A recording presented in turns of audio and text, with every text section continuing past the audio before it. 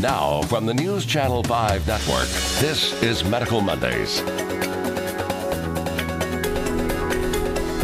Hello, everyone. Glad you are with us. We are talking about something tonight that affects so many people, and that is chronic pain. And we are very happy to have with us someone who can answer your questions about this from the National Pain and Wellness Center, Dr. Madhu Elamali. Thank you, doctor, for being with us. Thank you very much. Thanks for having me here. It's a pleasure. What we want to do is just kind of give people a sense of this topic. It affects so many people. It's a difficult thing for people to get good information about. And that's what we want to do tonight, is just give good, solid information. Yes. And so we start with, what is chronic pain? When we talk about that, what is it? Chronic pain is something, if you go by the definition, it is a pain that exists for more than 3 to 6 months. And any of the treatments that are typically done for such kind of pain have not worked. The pain has continued, and the patient has continued to complain of pain. And now we have done everything that can be curative, and right now we are left with no options. And you just call it a chronic pain and start managing that pain. 3 to 6 months, and this affects so many people. I mean, I know people that have felt like people don't understand them. Mm-hmm. They have this pain, they go to a doctor says, we don't know why you have this pain, and yet it persists. Is that something you see? That's typically what happens, because when a patient develops pains, let's say you have back pain, and initially the back pain starts as an event, after an accident or after a fall or lifting something heavy. I'm just taking back pain as an example. This can happen with any other kind of pain. Now, that pain will go away after a few days or a couple of weeks or 3 weeks. The patient goes to the primary medical doctor, gets some treatment, or goes to a chiropractor, gets some manipulations done, or goes to the surgeon, has a surgery done, depending on the severity of the case. And then the pain goes away, but it can return later on when a similar event happens, when suddenly a patient has a trauma or gets rear-ended in the traffic or something. So the pain comes back. Now, over a period of time, chronic pain can develop in such patients too. Those who have acute episodes over a period of years, sometimes these episodes become more frequent and more severe. So this also can be called chronic pain, whereas this doesn't really fit into the definition of 3 to 6 months. This is over a period of years. The patient would have developed this pain. Some patients I have seen who have had 5 to 6 surgeries on their back, and each one would have helped the pain, the patient's pain, for, let's say, 2 years, 3 years, 5 years. And then finally there comes a day when nothing is helping. The patient is still in pain. So this is also another kind of chronic pain which really does not fit into that definition of 3 to 6 months pain. When we talk about pain management, how do you define that? Because there's all kinds of definitions swirling and thoughts that people have when they hear the term pain management. What is your definition? Pain management, for me, pain management is trying to figure out what is causing pain is the first thing that matters most. Many times when we as pain physicians, we are trained to identify the different causes of pain, which a regular doctor may not be trained to do that. There are certain structures in the body that can cause pain that we are aware of. So we put these patients through a set of a thorough examination first, a physical examination. We touch the body where the pain is, and we run them through some investigations like scans and nerve condition studies and other investigations. And we try to come to a diagnosis first. We come to a possible, okay, this is the structure that is causing the pain. Then when we tell the patients, I mean, this is really amazing. When we tell the patients, look, I think this is where your pain is coming from, they feel so good that finally somebody could find the cause. Half their pain is already gone, because most of this time they were in the dark about what's going on here. I mean, I have so much pain, I go to the doctors, they say nothing is wrong. But as pain specialists, we are trained to do this. We can figure out, is it a neuropathy? Is it coming from a facet joint in the back? There are little joints in the spine called facet joints. Now these can get arthritic. And that can cause severe back pain, which a surgery might not have taken care of. A surgery won't take care of your arthritis in the back. There are so many other structures in the back. There is something called sacroiliac joint in the back. Now, that doesn't even show up any abnormalities on the MRI scan if you do an MRI. So we know how to subject the patient to tests that will tell us probably possible causes of pain. Which is such an important part of the battle. Because if you know what is actually the cause of the pain, you can then begin to actually cure it. Treat it in a way. Treat it in a way that does more than mask it. Correct. Because that's the other thing that you hear happen a lot. That correct. Someone is in pain, right. and they go to a place and it's simply mask.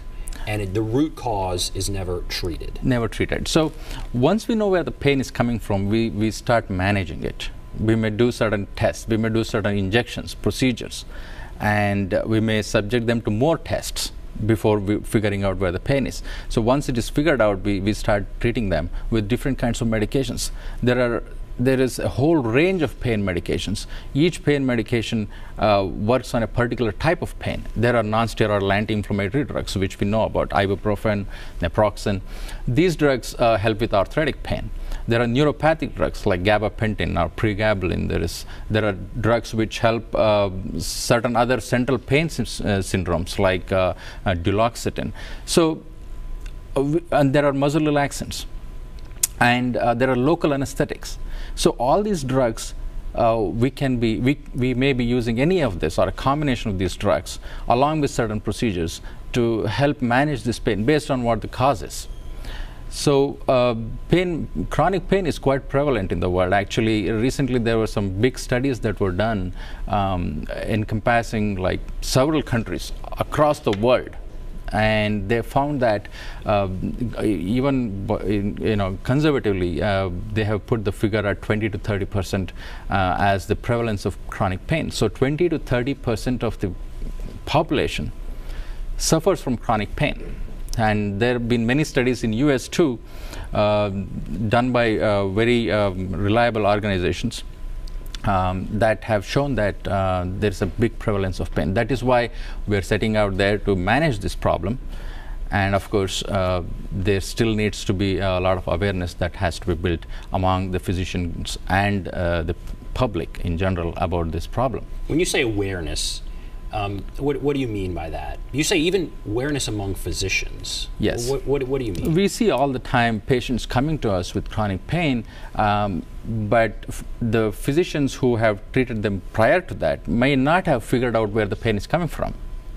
So many times, let us say you have a disc herniation and you go to the surgeon and you have back pain. So the disc is taken out and the bones are fused. Now, if you go back to the surgeon after a couple of years, I still have pain. Now you take an X-ray and everything looks good. The disc is not there. There is no problem as far as the X-ray goes or an MRI, repeat MRI goes, but still you're complaining of pain. So why is it so? The surgeon may not be able to figure out that, or a general physician, or let's say a specialist who has nothing to do with pain management, let's say an endocrinologist or some other specialist may not know exactly what the cause of this pain be. That doesn't mean that the patient does not have pain, or that doesn't mean that there are no specialists who can figure this out.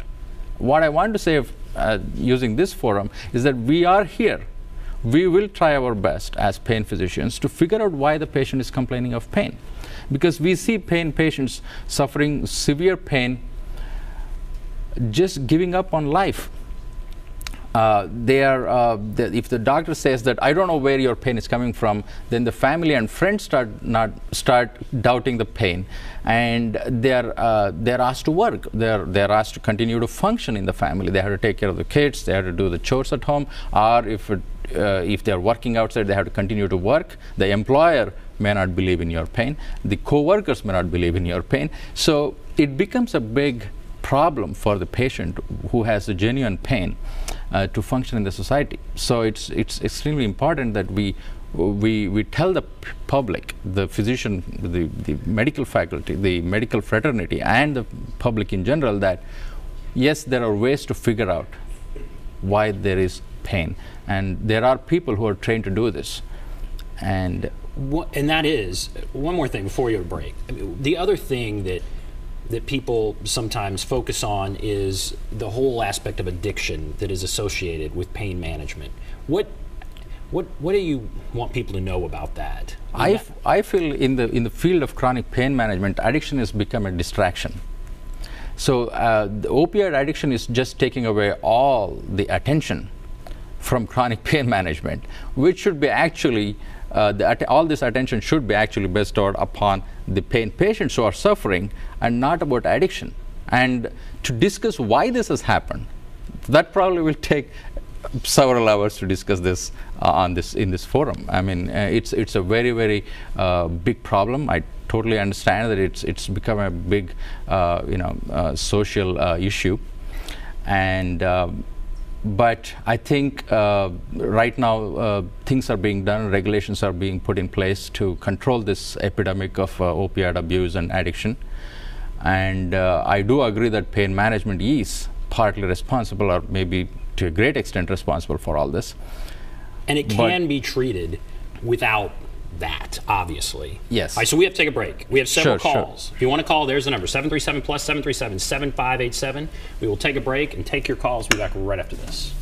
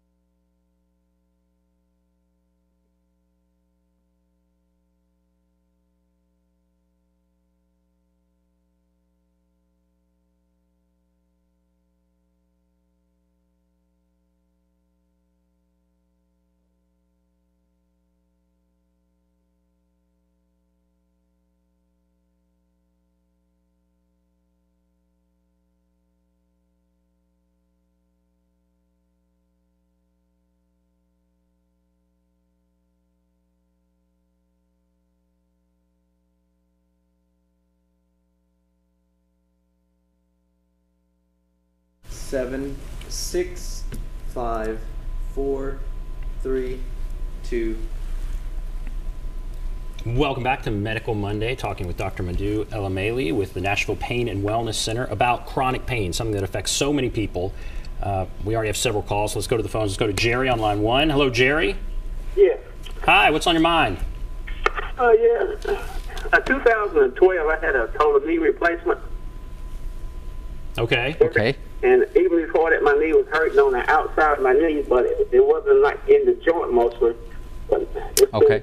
every day since then, I hadn't been able to get up and get around on it good. When I sit down, it hurts, and when I walk on it hurts. It's on rough terrain and stuff. And I also do construction work. Oh. How old are you? 61. 61. Okay. And still working with this pain? Yes. Oh, that's very really commendable. I mean, see, this is a very good question you have asked, Jerry. Chronic pain. This is a good definition of chronic pain. You have had surgery. You had knee problems. You had probably end-stage osteoarthritis of the knee. So that's why you underwent knee replacement, isn't it? He may not still be there. But is that probably? Okay. Let's so say it is. so a lot of patients continue to have pain after such a surgery. It is not that the surgery has not helped. Surgery would have helped the patient with the pain, with the problem in the knee. The person would be now able to walk, but there is still pain.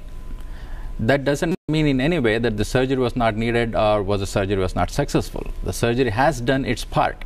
There's a major part of the problem here is that probably he was not even able to walk before the surgery was done. Probably the knee was swelling up all the time, but now he's able to walk, he's able to take care of most of the stuff, but the pain is still there. So now we come into the picture to try to manage this pain. Now try to find out what the problem is. Why is there pain? Once there is just metal in the knee, there is nothing else. So we should remember that there are other tissues around the knee joint. There are muscles, there are tendons, there are ligaments. All these can cause pain. Many times when you have a surgery, the small nerve endings in the tissues around the joint get damaged and it causes neuropathy. I have seen patients who have compressed nerves, pinched nerves in the back at certain levels that can refer to the knee. In fact, the pain may be coming from the back too. So we always look at a patient who continues to complain of knee pain after knee replacement. We always look at the back. We take an MRI of the back and see is something going wrong there? Is that causing the pain in the knee? And many times we have found that there is a compressed nerve in the back that is also causing part of the problem. So we try to address that. We try to address the compressed nerve in the back. Or we try to find the cause of pain around the knee joint itself. And nowadays we have also started blocking the nerves that supply the knee joint. And see, these nerves had a big role to play when there was a real knee joint before. Now the knee joint is gone. There is only metal. We don't need all these nerves going into the joint just firing up all the time. So sometimes we block these nerves. This is something new. It's not done on a regular basis, but of late pain physicians have found very good results by just ablating the little nerves that supply the knee joint, that used to supply the knee joint in the And past. how do you do that? So how do you stop those nerves or deal with those nerves? How is that done? So first we do just block it with local anesthetic and a little bit of steroid if needed. We just block these nerves and see if that takes the pain away. It's diagnostic. The pain relief may not last a long time. It may just last a few hours, maybe a couple of days, or maybe a week at the maximum. But if it does go away, if the pain does get better when we block these nerves, that's a good indication that these nerves are causing the problem. Or the tissues around the knees, around the knee joint, the tissues are causing the pain. So when we block these nerves, the pain goes away. Then what we do is we use radio frequency waves, which actually raise the temperature around the nerve from anywhere from 42 degrees to 80 degrees, depending upon what we choose. And we just ablate these nerves. These nerves are not doing anything except feel the pain in the knee. So when we ablate these nerves, patients get prolonged relief for several months to a year, and it takes just a few minutes to repeat it whenever the pain comes back. So there are several ways we can manage this pain. So this is just a good example of how pain management can get into the mix and try to help these patients. And this is not surgery, right? No, this is all done. Most of these procedures that we do are done in the office, or in the hospital or a surgery center. And they're all vast majority of them are same day procedures. Like they just come to the clinic and get it done and go home within minutes, with maybe after 30 minutes of, if they get sedation, IV sedation. We just watch them for 15 to 20 minutes, and then once they feel better, we just send them home. So somebody like Jerry, and I bet that's a fairly common one, knee pain. Mm-hmm. The first thing, so if somebody like that comes in and says, I had surgery and I still have pain, what's the first thing you generally do? Is it the MRI, or kind of what's the first thing you would do? First thing I would do is, as I said, first thing is examination. Right. Examination. That's very, very important in pain management. We don't rely on imaging studies as much as we rely on examination.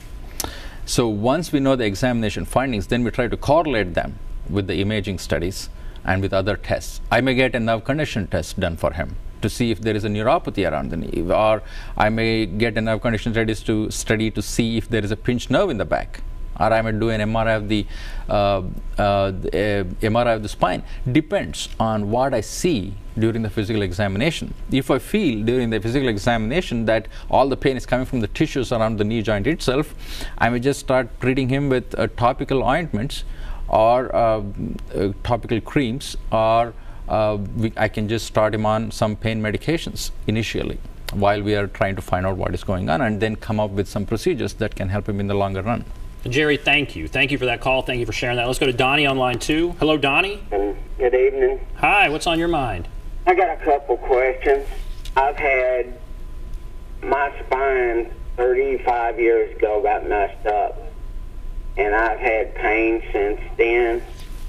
I've had medicine for it and tried the injections. None of it works. I got a machine at a chiropractor thing in Nashville somewhere, but it cost $6,000 almost to take care of it, straighten it out. But I had a bad fall about 2 months ago, and I bruised my brain, they said. Is there anything he can do about that? And I'll hang up and listen. Wow. All right. Thank you, Donnie, for sharing that. I'm sorry you're going through that. Oh, I'm sorry too. Sorry you had to spend all that money and now the pain is back. He said he smashed his something. I didn't get that one. It's his back. It's Okay. back pain. No, the back pain. So again, this is the kind of situation where the pain needs to be managed. So he has had medications, he has had injections. So we may have to again go back to the drawing board and see, go to the imaging studies, examine him again. So this we have to do on a continuing basis. In a patient like him, who has had 35 years of pain and has had back surgeries, who has already tried everything, this becomes more complicated. So we have to talk to these patients, see these patients more often, patients like him. Every time something happens, an event happens where the pain gets exacerbated, we call it acute flare-ups of the chronic pain, then we have to be there to figure out what happened now. Where is the pain coming from now? It was okay, it was earlier, probably it was coming from somewhere else, now it may be some other place the pain is coming from. So every time we do a targeted injection, it depends on the physical examination. So it is not that he had pain once and we all decided that it's coming from a so-and-so structure and we keep targeting the same structure again and again and again every time the pain comes back. No, we have to have an open mind. We have to look again, we have to just start all over again and see where the pain is coming from and try to help. He mentioned a treatment. He said $6,000. Is that uncommon? And money is such a big issue. Yes. For so many people, obviously. Let's broach that subject. I mean, are you aware of the treatment he's talking about? Is that uncommon to spend that kind of money? No, it is very common. I mean, we know there is, I think what he's talking about is a lumbar traction. It's a very complicated instrument. It's an apparatus. It's typically used by chiropractors, and that's what he said. I think he went to chiropractor. Right. So they use this machine to put traction on the spine and try to get the disc to go back into place or something like that. So it is very it takes several sessions. I think they go for these sessions several times a week, then several times less and less frequently over a period of several months. I think I'm not very clear about how. I mean, it all depends on each chiropractor how they manage this. So it's not something we do. So I shouldn't be talking too much about it. But yes, I have seen patients who do feel better after this. But again, this is a one-time treatment for $6,000, and then if the pain comes back, again having that done, it's going to be very difficult. It's not an ongoing management. Right. All right, we have to take a break. We have several calls. If you want to call, there's the number, 737-PLUS, 737-7587. We'll take a break. Be back right after this.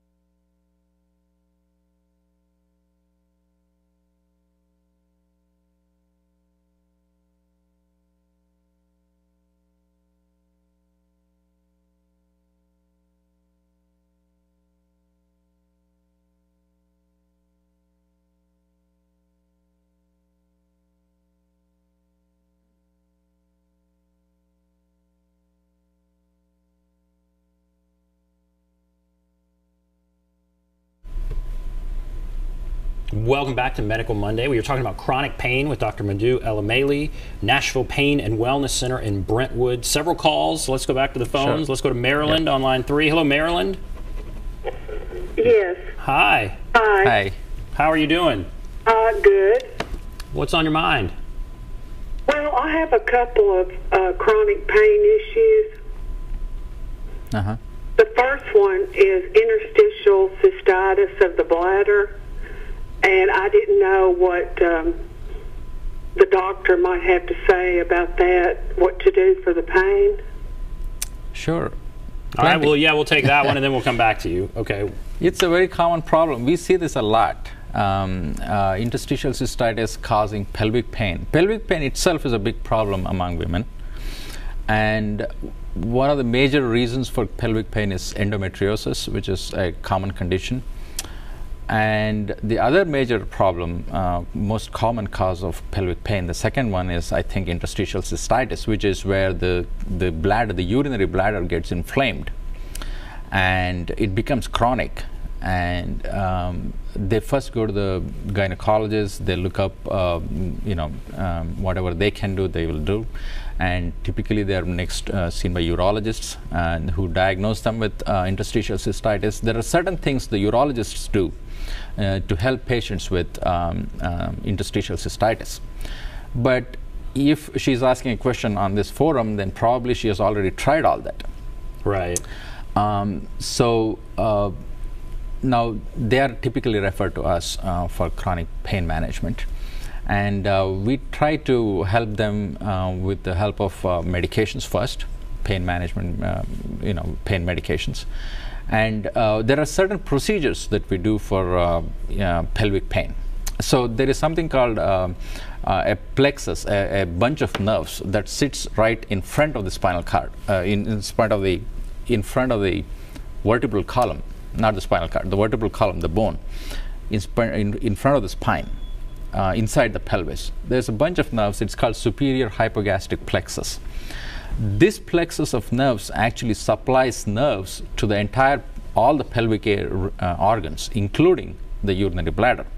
So we try to block this plexus under fluoroscopy guidance, under X-ray guidance. We place needles in front of the spine and we block this. And we have seen good results from this.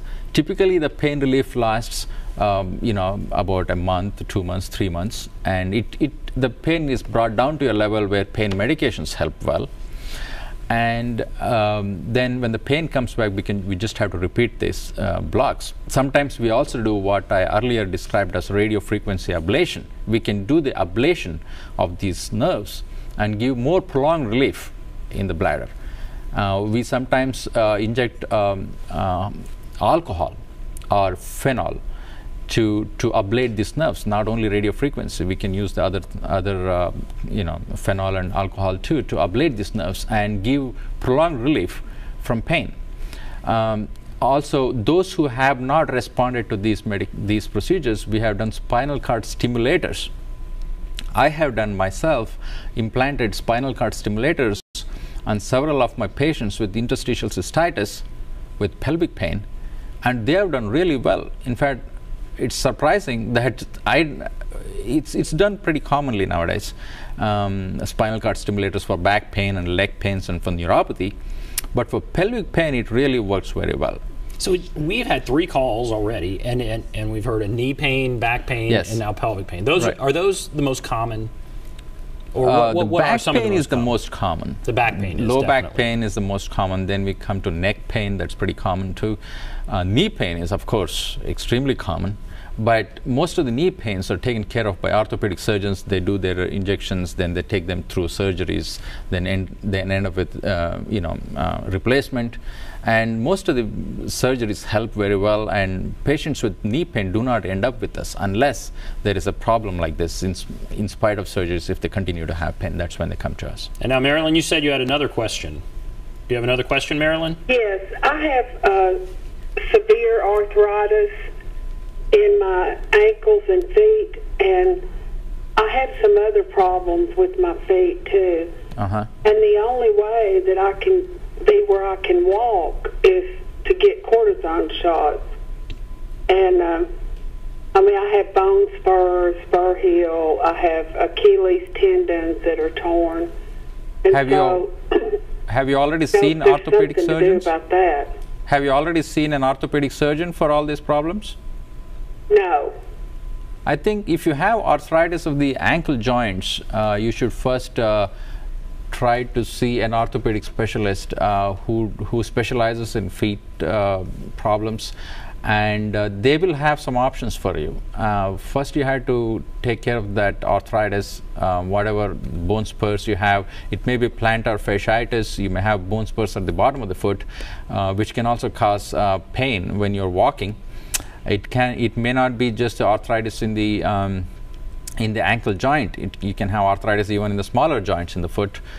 So they will be able to help you most of the time. If there is not much a surgeon can do, and if you continue to have pain, then pain management will be your next step, and we can certainly help. We can always do certain tests and see if there is any neuropathy, if what else can be causing the pain. Is it just arthritis causing the pain, or is there an overlying neuropathy in your feet? Is it possible that some of this pain is coming from the back? I mean, we can look at other causes for feet pain and try to figure out try to stop the pain from one cause, at least the most severe of those causes, and then that should give you good relief. So I think first step for you is to go to an orthopedic surgeon. And are you generally the first place people go, or they go to you after someone else? I always recommend that they come to pain management after trying all the curative treatments out there. There are plenty of extremely advanced procedures and surgeries and methods of curing these problems that are available. I mean, not exactly arthritis in the ankle joints, I'm talking about in general. So they should go to, let's say we talked about going to a urologist, going to a gynecologist for pelvic pain, going to an orthopedic surgeon for a joint pain, or for back pain and neck pain, you go to a neurologist or a neurosurgeon first. And if they, like many times, majority of the times, if the problem in the spine is severe enough and a neurosurgeon does a surgery, or an orthopedic or a spine surgeon does a surgery, the pain gets better. And the patients, I've seen lots of patients who just had surgery and they're doing fine. I mean, we see only patients who have not done fine. That doesn't mean that there are I think majority of these surgeries help only when they stop helping, or if the surgeon says, look, there is nothing more I can do. That is when it's good that is when the patient should come to pain management to actually manage the pain. Correct. There was the chance, hopefully, yes, to cure it. Correct. And I know that's a loaded term, but if that's not going to happen, then right, it can be managed. Yes, or if they have already done whatever they can. Let's say for this lady who just called, has ankle pain, and she's been told, look, there is nothing much we can do. There is no surgery available, or they can give an option. Let's say there is an end stage osteoarthritis of the ankle joints, and the surgeon may say, look, all we can do is fuse you up, and then you won't be having any movement in the ankle. Then the patient may not want to have that done. So at that time also, so this is another scenario is when a surgeon offers, or another specialist, not necessarily a surgeon, another specialist offers a procedure or a surgery, and the patient is not willing to have for whatever reason. That is another reason scenario when they can come and seek treatment by a pain specialist. Let's go to James. Hello, James. Oh, this is James. Hi, James. What's on your mind? Neuropathy. Neuropathy? I had to have a leg took off. I mean, foot. Oh my God. Down below my ankle. I mean, my knee. And I can't even wear one of them prosthetic feet. And, so you have neuropathy, and they have done amputation. Is that what you're saying? that's what I'm saying, yes, sir. And I cannot. I know you use a walker all the time to get around. I've had neuropathy a while. I run into my concrete porch out here, and I broke this leg. And it finally just got. I thought I'd doctored myself a little, but Lord, it got worse. worser, and then it sure enough got bad, so they decided to take it off. So one of your legs has been amputated below the knee, and you are wearing a prosthesis. Yes, sir, below the knee. And you still have neuropathy on the other side. Well, I've got it over on that side too. But Okay. I'm still walking on one foot. But come night, all you do to get to the bed. Oh, I'm so sorry, James. What can be done there? Yeah, neuropathy is a big problem too, and the most common cause for neuropathy is diabetes. I mean, he may be a diabetic person, or neuropathy can happen from other causes too. Patients who have had chemotherapy for cancer treatment in the past would have developed neuropathy. So some of these neuropathy is one of the toughest pain to treat, to And manage. what is neuropathy? What does that mean? Neuropathy means damage to nerves. Okay. Let's make it, simply put, when the nerves are damaged, like the small nerves are damaged, not the main trunk, the little nerves are in the feet, or in the hands, or anywhere in the body. If they get damaged, we call it neuropathy. So not all neuropathies need to be painful. So a patient can have numbness in the legs or the feet from diabetes and may not have any pain. But there are vast majority of patients who have neuropathy do suffer from pain. And that's a very extreme step that they had to take to amputate his leg because of neuropathy. I'm sure there was good indication for that. And when we do amputation on a patient like this, there is a possibility that he can develop phantom pain. So he continues to feel the pain in the foot which is not there. So he may be feeling that. So this is another extreme case of chronic pain management where we will have to treat him with multiple modalities. I may not be able to do one thing and take away his pain. I may have to do several things, give him some medications, do some procedures, and bring his pain down to a level where he can function, where he may be able to take care of some of his activities of daily living. Now that's where our goal will be. We have to set our goals. And the goal in his case would be to just make it possible for him to take care of his activities so that he's not dependent on somebody. And I try to be as active as possible, which is very important for neuropathy. Neuropathy patients, we try to keep them as active as possible. Right. Otherwise it gets only worse. We've had some great calls. If you're on the line, hold on. We will get to you. We're going to have to take a break. Be back right after this. Yes.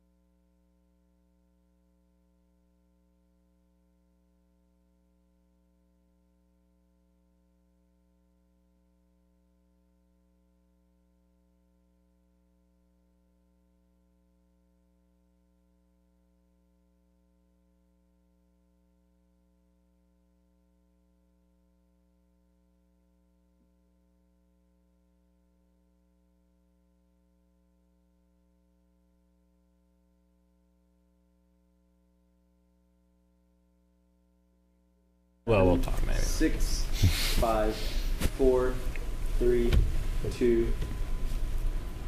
Welcome back to Medical Monday. We're talking about chronic pain. Dr. Madhu Elamali is with us from the Nashville Pain and Wellness Center in Brentwood. A lot of calls, so let's go back to the phones. Joy. Hello, Joy. Yes. Hi, what's on your mind? Yes, I have a question for the doctor. Actually, I have a couple. I have fell and broke my tailbone 3 times in my life. I'm 41 years old. I have been going to pain management since about 2008. Excuse me. I was just wanting to know, as far as the weakness in my legs from the nerve damage, does that ever tend to get better, or does it just continue to get worse? Is there anything they can do for that? So exactly where was the fracture again? It was in it goes from my L3, L4, L5, S1. And I have facet joint arthritis. And the nerve damage from the pinched nerves I've got weakness in both my legs because I have nerve damage that goes down both my legs. Have you had any surgeries on your back? I have had a laminectomy, and they want to do a lumbar fusion. Fusion, okay. And they have found that you have weakness in the legs and your nerves are damaged? Yes. Okay. So what do you think of that? She's 41. She's 41, yeah. She's very young, and she's very young, she has a severe problem with, I think it looks like that the nerves are damaged. So again, she has already had laminectomy, and she still continues to have pain down the legs. So the lumbar fusion is typically done to stabilize the spine. And she's already getting pain management too. So this is again another extreme case where we had to again look at all the possibilities here. She says that she has facet joint problems. She probably also has an SI joint problem. It's possible that the laminectomy has been done at a particular level, but the level above and below are still not addressed. It is possible that once the nerve is damaged, like we were talking earlier about neuropathy, this we call radiculopathy, which is again a type of neuropathy where the nerve is damaged. So we had to treat a damaged nerve. And neuropathic pain is different from a musculoskeletal pain. So we have different drugs for that. I'm sure she's already going to a pain specialist, and he would have already treated her for neuropathic pain. We have to see where else the pain may be coming from. Try to do some targeted injections. If all the injections have been done and everything has been exhausted, we can again look at, talk to the surgeons, and surgeons have already offered her some surgeries. We can look at that and see if she can continue to have that surgery too, and get the spine stabilized at least, and then we can only focus on the neuropathic pain, and whatever pain is left after the surgery we can focus on that. So in a complicated patient like this who has already had extensive pain management, surgical management and everything, we have some certain procedures that we do, like a spinal cord stimulator that we talked about earlier. This actually helps with neuropathic pain. This is an implant. We implant it in the spine and try to stimulate the spinal cord with these electrical leads, and it's a pacemaker for the spine, and there is a battery that goes under the skin which keeps these vibrations going. So the patient feels only the vibrations and the pain is not felt. So it's a complicated medical phenomenon that I can explain. It's called a gate control theory, but I don't want to go into the technicalities here. But a spinal cord stimulator may be a good option for her. I'm sure the surgeons would have already discussed this with her. Even the neurosurgeons, spine surgeons do that kind of implant surgery. But we have seen patients, I have patients who have already had surgeries, several surgeries, have also had the spinal cord stimulator implants, which helped for a few years, and they have been taken out because it stopped helping. So these are patients in whom we have to finally end up just depending on medications.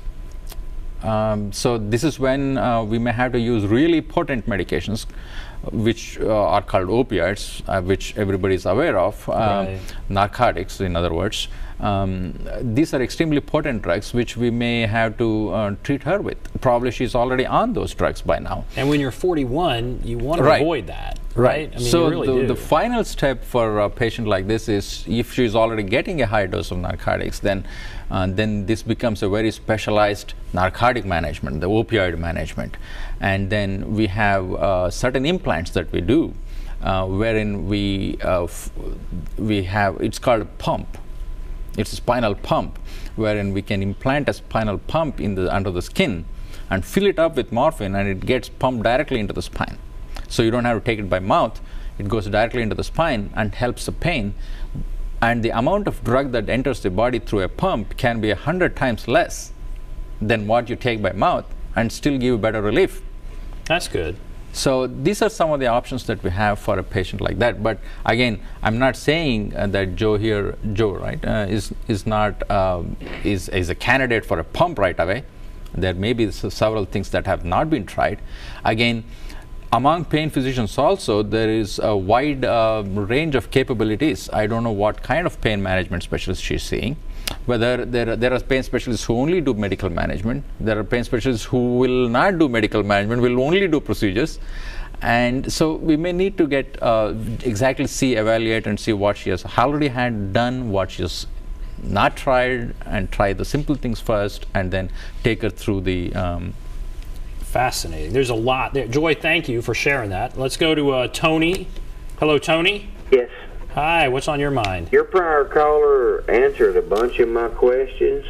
I'm 56 years old, fixing to be 57, and I have more or less the same kind of condition.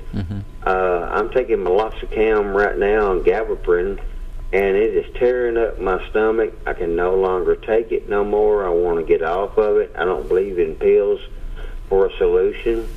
My main question is, because of my age, what can I expect on my nerves regenerating themselves? So you have back pain and you have had surgeries? Yes, I had a herniated disc, and it cut into my nerves, and my left leg don't react the way it used to no more, and I'm kind of lost. I think there is a lot we can do for a patient like you. I mean, it looks like you haven't seen a pain specialist yet. You're taking quite basic pain medications like non-steroidal anti-inflammatory drugs, like you said, meloxicam, which can cause problems if you take it on a regular basis on a long-term, over a long period of time, for several years. So there are certain things we can do. Again, compared to the previous person who called, yours looks much simpler, actually. There is plenty we can do for a patient like you. So I urge you to see a pain specialist and see what are the options available. Again, we have to put you through a thorough physical examination first and see exactly what is causing the pain in your back and down the legs, and see what can be done. Many times we refer patients back to the surgeon. If we see that after our evaluation, we see that, you know what, you are a better candidate for surgery than for just injection procedures or just getting on some medications. How come you haven't tried this? Let us go and talk to your surgeon and get their opinion. And who knows, just as surgery can help you for a long period of time. So there is a lot that we can do. All right, we only have about 2 minutes left. What do you want people to take away from the discussion tonight? 2 minutes in this segment. What do you hope people have a better understanding of after this? So what I want to tell the public and the medical fraternity, using this as a good forum for that, is that chronic pain is a real thing. And we have lots and lots of patients who don't want any medications, like Tony, who just called, who doesn't want to be on any medications but wants some help. There are people who are doing 2 or 3 jobs with severely degenerated spines and joints, trying to take care of their families, and they just want somebody to help them. It is not all about getting opioids or addiction, which is a big distraction, as we discussed earlier. to the real chronic pain management. So I feel that chronic pain management is an upcoming field, and we need to recognize these patients who really need help and try to get them help. There's certainly demand for it when you hear all the calls. All right, we're going to take a break. When we come back, we will give out your information one more time. We'll take a break. Thank you. Come back right after this.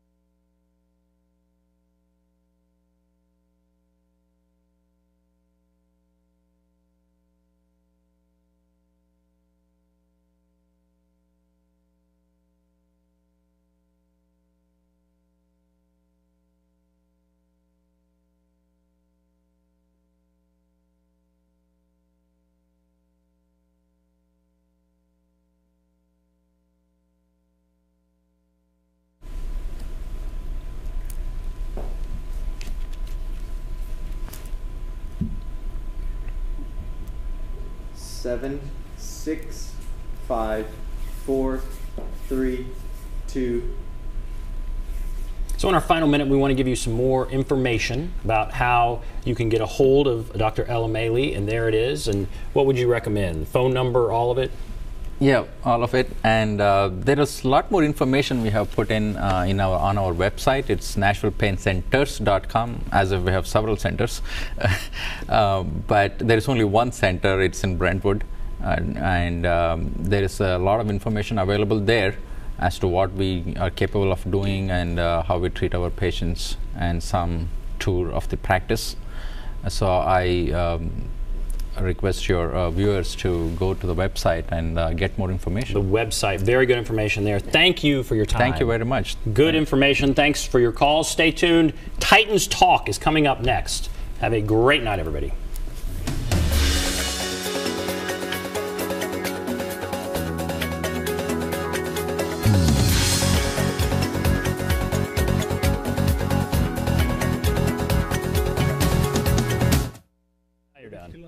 There's like a wide shot or something. Yeah. Oh, okay.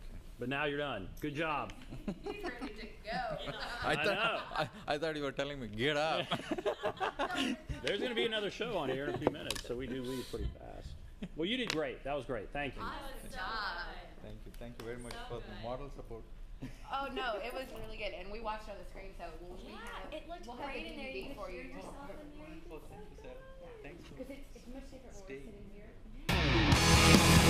From the News Channel 5 Network. Aaron than watching on the screen. We went back there. Yeah, because we can hear you really well in there. because you're talking to the mic. We could. Oh, yeah, you Mic. could, yeah. Yeah. Right, yeah. Because we were having a hard time hearing it in there. Thank Thank you. you. Yes, see you later. Thank you. Oh, stay. Hey, Tom.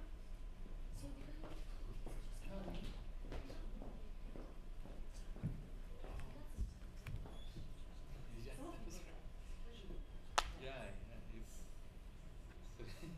but it's better that complicated patients also. Are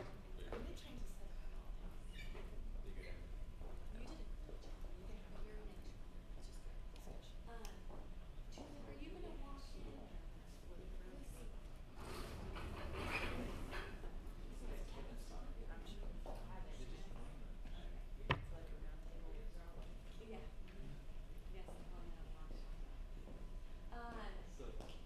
Should we, so every Monday then, for the next, we're going to go back to the second, right? Yes. So we'll go back to the second. Yeah. And so, and you're down DVD, and then you and Sarah and I'll draw. Probably I'll bring it on. Or no, one of us. Nope. We got the DVD that you put on. Okay, yeah.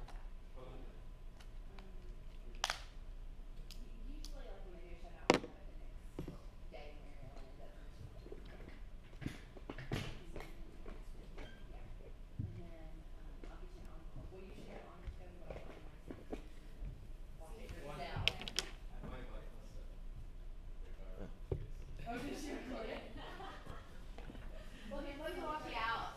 You're going to walk out and then let me know if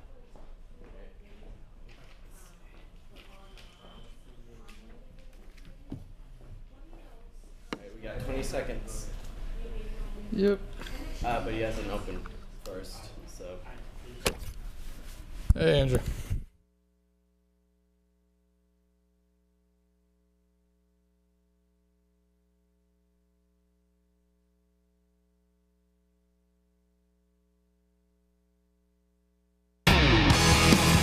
From the News Channel 5 Network, this is Titans Talk.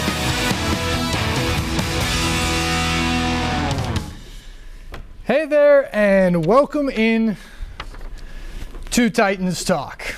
A frustrating day yesterday for the Tennessee Titans.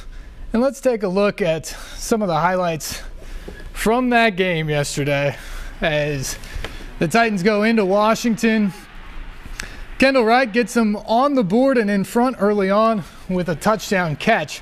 But here's really where it all went wrong. Colt McCoy comes in and becomes an immediate Redskins folk hero. Pierre Garçon making the defense look silly. 70-yard touchdown pass on McCoy's first pass in 2 years.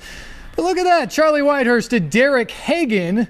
38-yard touchdown. That put the Titans in front briefly, but McCoy in Washington marches down the field. Kai Forbath with a 22-yard field goal to win it for the Redskins. Hail to the Redskins for just the second time in 15 games. 19-17 the final. Washington wins.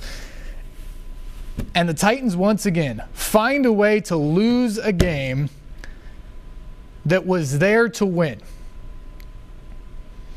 A lot of frustrated guys in that locker room after the game. A lot of frustrated guys today over at St. Thomas Sports Bar. Guys that didn't want to talk, frankly, because here they are, 3 weeks in a row, with the lead in the fourth quarter, opportunity to win a football game, and everything goes wrong, essentially. You have the offense with an opportunity to run out the clock. They were unable to do that. Huge penalty on Brian Schwenke. Perhaps a penalty that could be debated, but a huge penalty nonetheless. Backs them up. The defense then has to go on the field after some conservative play calls and a punt. You've got 80 yards of grass behind you to defend, and they're unable to do it. Just like they did against Cleveland to give up the late touchdown yesterday, the long drive, that they are able to come down the field and get that game-winning field goal. A very, very disappointing day for the Titans. And, frankly, statistically, defensively, they played a pretty good game. But there are some big plays that cost them in a big way. Niles Paul had that 50-yard catch you saw a moment ago. Pierre Garçon with the